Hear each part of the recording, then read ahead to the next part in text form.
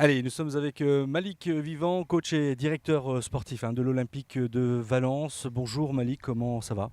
Bonjour, ça va Roger. On a plaisir à revenir sur un terrain de football, donc c'est bien, puis il fait beau. Donc voilà. On est très content de pouvoir ressortir, retrouver la vie normale. Ouais, tout à fait. Bon, dis donc, quel drôle de saison on a vécu, ce Covid-19, cet arrêt un petit peu brutal de cette saison de championnat, pour laquelle vous étiez quand même plutôt bien parti avec 2 matchs en retard. Ouais, il nous restait un match en retard sur le deuxième, sur Bourg-en-Bresse, effectivement. Et ouais, on revenait bien parce qu'on était sur un très bon match à l'extérieur à MDA, puis une belle victoire contre Limonest à 5-1 là, sur le synthétique. Donc on revenait bien. C'est vrai que nous on avait pour ambition d'aller chercher cette deuxième place parce que Evian était quand même très solide. Ils avaient pris très peu de buts. C'était une équipe qui a été régulière tout le championnat. Ils auraient peut-être été durs à aller chercher, même s'ils avaient un mois d'avril qui n'était pas facile, parce qu'ils allaient jouer 2 fois Grenoble. Ils allaient jouer Bourg-en-Bresse justement. Donc c'est jamais fini dans le foot. On n'était pas si loin. Mais c'est vrai que cette deuxième place, par contre, on avait vraiment à cœur d'essayer d'aller la chercher. Donc le Covid en a décidé autrement. On l'accepte et puis on s'est remis tout de suite au travail en ce qui concerne nous les coulisses et la préparation de l'année prochaine, notamment sur le recrutement avec les besoins qu'on avait identifiés. Oui, alors on va en parler, mais avant, effectivement, et pour finir, pour clore le chapitre Covid, tu avais fait une proposition, en tous les cas, au district, notamment de proposer peut-être des play-offs ou des play-downs pour peut-être donner plus de chance à l'Olympique de Valence en Pas forcément qu'à nous, mais en fait, moi, toutes les solutions, il n'y en avait aucune de bonne. Parce que si on gelait l'année, c'est vrai que moi, j'étais pas pour geler l'année. Après, on a fait les 2 tiers du championnat. Les classements, ils veulent quand même dire quelque chose. Voilà. Après, c'est vrai que pour ceux qui descendent, c'est compliqué parce qu'ils disent qu'ils avaient peut-être leur chance aussi de pouvoir se maintenir. Donc, il n'y avait pas de solution idéale. Et c'est pour ça que moi, les playoffs, ça pouvait être une solution s'il y avait eu reprise possible, parce qu'au moins, en fonction du classement, on aurait même pu garder un coefficient par rapport aux points qu'on avait obtenus. Ce qui se fait dans d'autres sports. C'était des choses qui étaient possibles. Et là, au moins, il y aurait eu moins de soucis. On aurait même pu penser croiser avec l'Auvergne, pourquoi pas. Voilà, sur 3-4 week-ends, ça pouvait se faire. C'était jouable.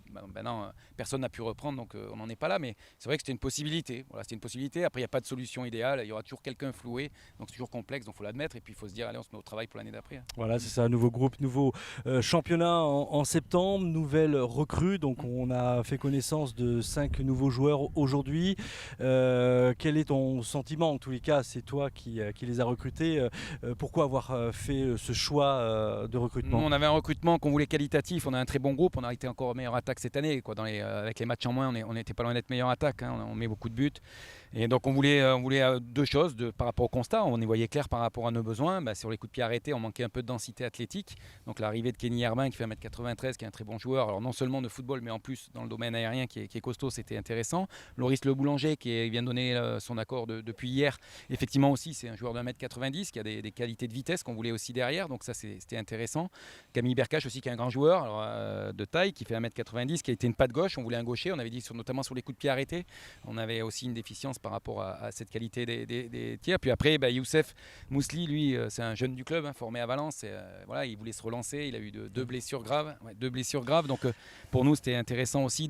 C'était un beau challenge pour lui. Et c'était un beau challenge pour nous de le relancer sur Pompidou. Donc on est très content. Et enfin, Gaëtan Vernet, c'est le premier qu'on avait fait signer, parce qu'on avait besoin d'un gardien de qualité. On voulait 3 gardiens de qualité. Aujourd'hui, on les a avec Gaëtan, Nicolas Terme et puis Anthony Maitini. Donc voilà, il nous a rejoint aussi. Il avait fait une bonne saison avec Rhône-Vallée et on avait besoin d'un gardien. Donc voilà, on est très content de ce recrutement. Des dates un petit peu de la reprise de l'entraînement? C'est un peu compliqué ce qu'on attend, ce que va nous dire la Ligue en termes de reprise de championnat. Au départ, on avait ciblé le 20 juillet une reprise. On avait déjà un premier match prévu contre Bourgoin le 29.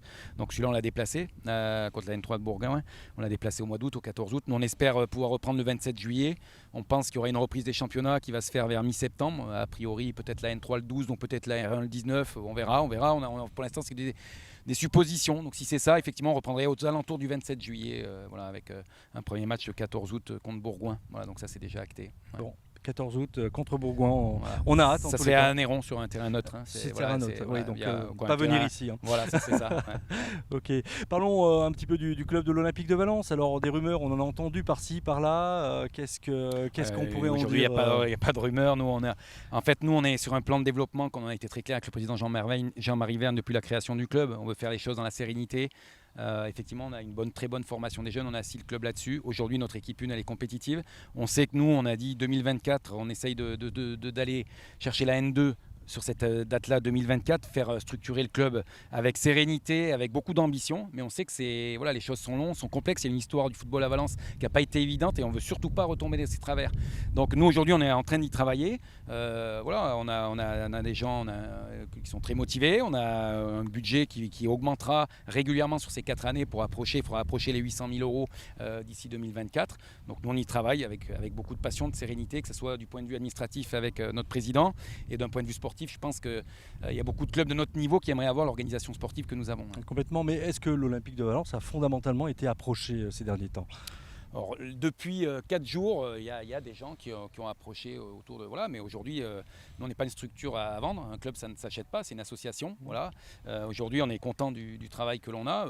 Voilà, quand il y a des gens qui viennent et qui ont des projets pour le foot à Valence et que c'est sérieux, que c'est en cohérence avec ce qui se fait depuis que nous avons créé le club, nous, il n'y a pas de souci. Il y a des gens qui nous entourent, parce qu'on travaille aussi. Nous, on a des projets, là, comme je vous l'ai dit. Oui, Ici, 2024, j'ai encore une réunion samedi là-dessus. Donc, nous, on a des gens sérieux avec qui on travaille. On a des gens qui ont d'ailleurs travaillé au haut niveau et qui nous accompagnent.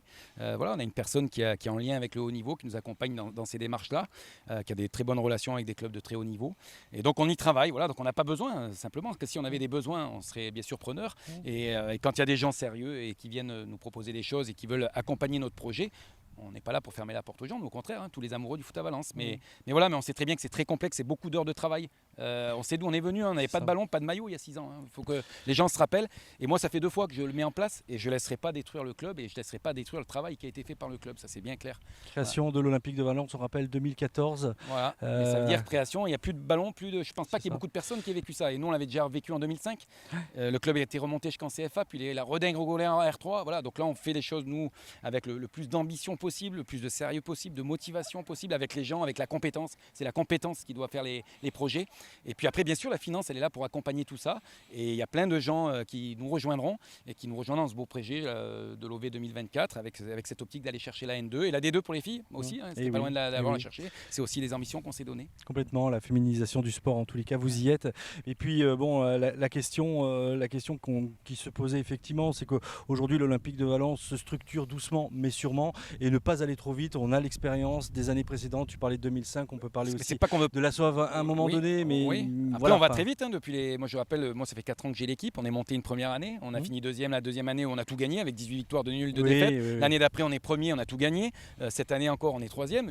Nous, on n'a pas dit qu'il fallait être patient. Nous, on n'est pas patient. On met tout en œuvre, par contre, sur le terrain pour arriver à nos ambitions. Et on le fait, par contre, on veut le faire avec sérénité, avec des gens qui ont envie de nous accompagner. Nous, s'il y a des entrepreneurs locaux qui veulent associer leur image à l'image de notre club, d'une équipe qui joue bien au football, qui marque beaucoup de buts, on se régale quand on vient nous voir jouer, tout le monde le dit. Ben voilà, nous, on sera les premiers à être très contents de les accueillir. Mais voilà, mais ça veut dire qu'on ne fait pas n'importe quoi, on balaye pas tout. Voilà, faut pas faire miroiter des choses aux gens. Avec les mots, on peut tout faire. Avec les mots, on peut être champion du monde, on peut faire la Ligue des Champions dans 3 ans, 4 ans, 5 ans, 6 ans. Allez, voilà, avec les mots, on peut tout faire. Ouais, on peut être champion du monde. Mais je veux, c'est facile. Les actes dans le football, c'est beaucoup plus difficile. Et construire, je peux vous dire que ça prend beaucoup de temps, d'énergie. Ça joue sur nos vies de famille. Ça, faut le savoir. On donne beaucoup. C'est tout comme les gens qui nous critiquaient quand on parlait football pendant le Covid. Bah oui, heureusement qu'on parlait football encore pendant le Covid. On continue de vivre, notre cœur continue à battre. Voilà. Donc on y met tellement d'énergie que moi, les gens qui donnent des leçons ou qui se régalent sur les réseaux sociaux, on les laisse faire. Mais nous, on est sur le terrain. On y est toute l'année sur le terrain. Et c'est là qu'on voit. Et c'est là qu'on voit qu'il y a des résultats. Voilà. Malik, avant de stopper l'entretien, qu'est-ce que tu aurais envie de dire aux supporters de l'Olympique de Valence? On les remercie. On a vécu des superbes choses cette année. Le soutien du match contre le Paris FC, mais le match contre Evian aussi, où il y avait beaucoup de monde au stade. Nous, on s'est régalé à le faire. Donc, on a envie que les gens nous soutiennent, viennent nous voir. Et moi, je dis que les joueurs le méritent parce qu'on pratique un beau football. Nous, on veut des résultats, mais avec la qualité de jeu. Pareil, c'est pas avec la bouche. C'est en jouant un football de qualité, en essayant de tout maîtriser.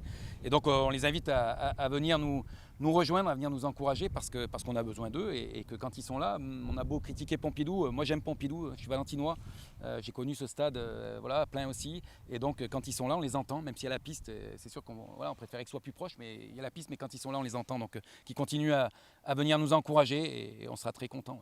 En tous les cas, l'engouement est bien présent, il est bien réel en tous les cas, Malik. Merci à vous de nous suivre aussi parce que ça fait partie aussi des belles choses que l'on a au club et Mistral TV aide bien à nous faire rayonner aussi donc, quand on joue. Donc merci de votre investissement à chaque match. Je t'en prie Malik, voilà. À très bientôt. Au revoir.